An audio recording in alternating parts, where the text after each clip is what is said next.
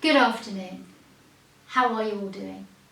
Well, I've been looking at how many films I've made over the last few weeks during lockdown, and would you believe it, this is my 10th film to you. Where has the time gone? So, what am I going to talk about this week? What's most important at the moment? Well, you continue to work really hard at school, you're all engaging fabulously with the live lessons, a little bit of adjustment for years 7 and 8, so that you can see when we've got live lessons and when we haven't, and that will help you with your planning. So, I want to talk to you about something that's really important in the news at the moment, which is Black Lives Matter.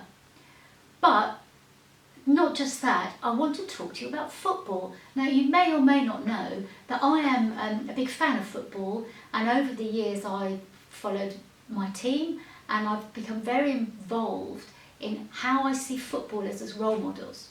And I have to be honest with you that I've got quite cross sometimes with young footballers, A, in the media, and B, on the pitch, about the way they speak to the referees or the way they conduct themselves as celebrities.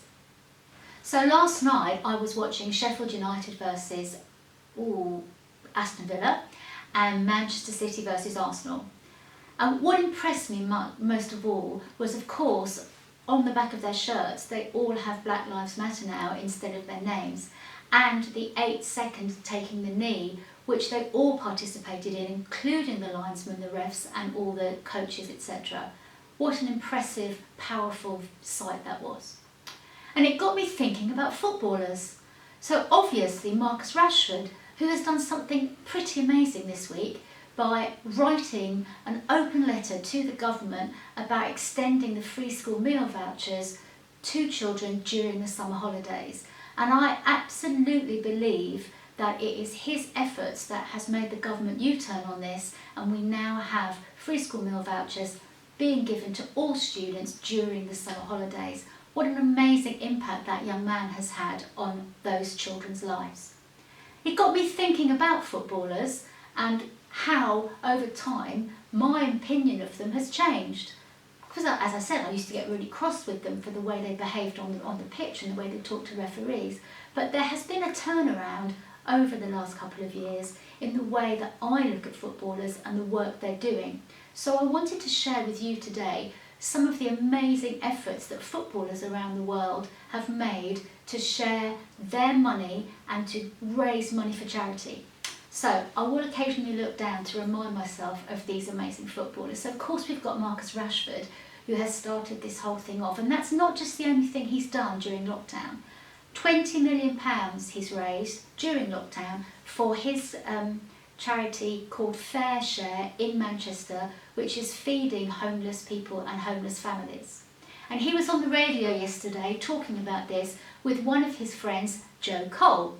Joe Cole, who also is United, either playing or plays for, I don't know that.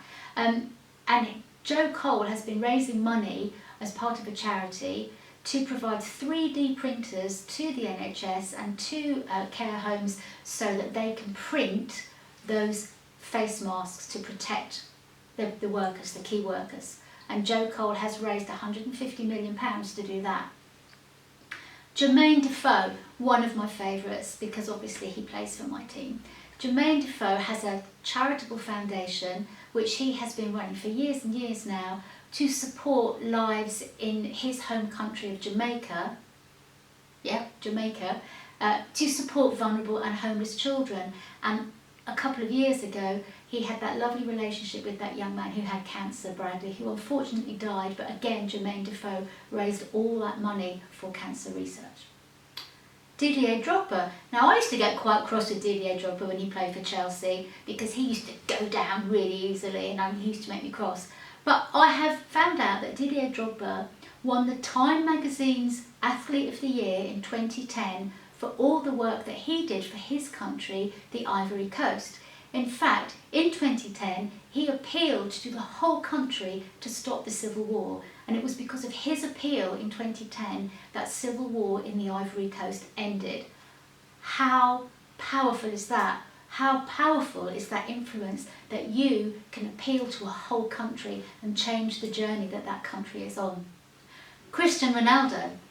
I don't know how much money Cristiano Ronaldo has raised, but I do know that he has earned the greatest amount of money for charity in his lifetime of any footballer.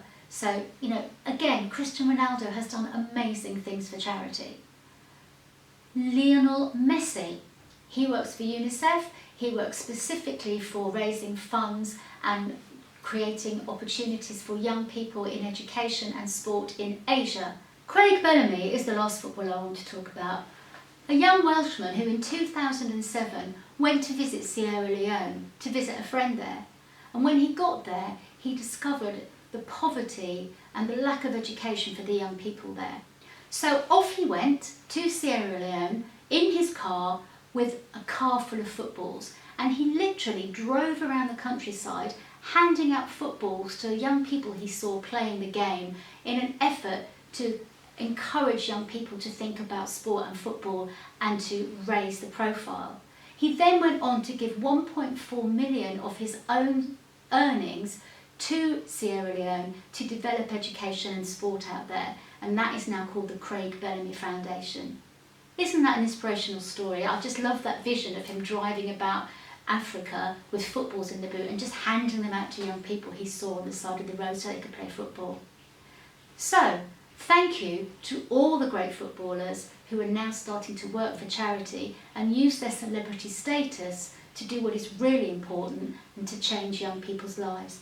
Thank you to Marcus Rashford this week, and thank you to all of those footballers out there. I hope you have a lovely weekend, and I shall see you next week.